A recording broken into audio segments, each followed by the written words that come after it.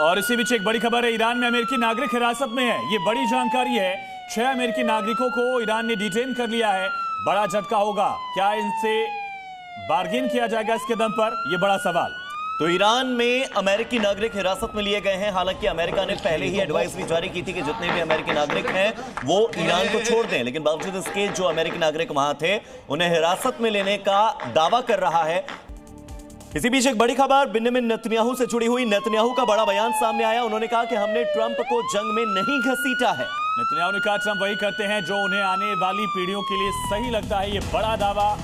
एक तरफ से अमेरिका को क्रेडिट न देने की क्या ये कोशिश है, ये बड़ा सवाल हो सकता है, लेकिन ये साफ तौर पर कहा कि आने वाली पीढ़ियों के लिए हमने ये फैसला लिया। तो Israeli prime minister Benjamin Netanyahu का यह बयान, वो कह रहे हैं कि Trump does what he thinks is right for future generations.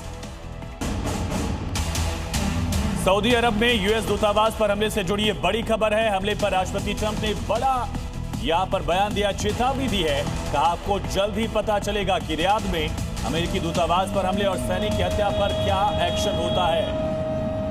तो सैनिकों की हत्या का बदला लेंगे, दूतावास पर हमले का बदला लेंगे, और ऐसा बदला लेंगे कि अभी तक का वो सबसे बड़ा बदला होगा। मिडिल ईस्ट में छिड़ी जंग के बीच में चीन को लेकर भी अपडेट है, क्योंकि चीन के CM-302 मिसाइल अचानक से अब चर्चाओं में आ गई है। दावा है कि ईरान इजराइल और अमेरिका पर हमले के लिए ऐसी चाइनीज मिसाइल जो है उसका इस्तेमाल कर रहा है। हालांकि ईरान की मदद की खबरों का चीन ने खंडन किया है।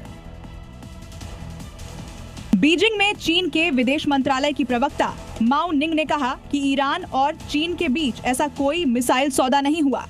चीन अपने अंतर्राष्ट्रीय दायित्वों का पालन करता है। चीन ने सभी पक्षों से तनाव कम करने की अपील की और अफवाहों को रोकने की चेतावनी दी। दरअसल अमेरिका, इजरायल और ईरान में छिड़े युद्ध के बीच मीडिया रिपोर्ट्स में ये दावा किया गया था कि ईरान और चीन के बीच CM-302 मिसाइल सौदा अंतिम चरण में था, लेकिन चीन ने इसे बेबुनियाद और निराधार बताया है और डील होने की खबरों का खंडन किया। अमेरिका और इजराइल और ईरान लगातार एक तरीके से आप देखिए तो आग के गोले बरसा रहे हैं। तो एक दूसरे पर आग के गोले बरसा रहे हैं देश, और भीषण जंग में ईरान की अब तक 555 लोगों की मौत की खबर सामने आई है। जंग के बीच ईरान में अब तक 6 सैनिक मारे गए हैं। खाड़ी में महायुद्ध से पूरी दुनिया टेंशन में पड़ गई है। खामेनी की मौत के बाद ईरान का पलटवार खतरनाक मोड़ लेता जा रहा है। IRGC ने 2 दिन में 6 तेल टैंकरों को निशाना बनाने का दावा किया है।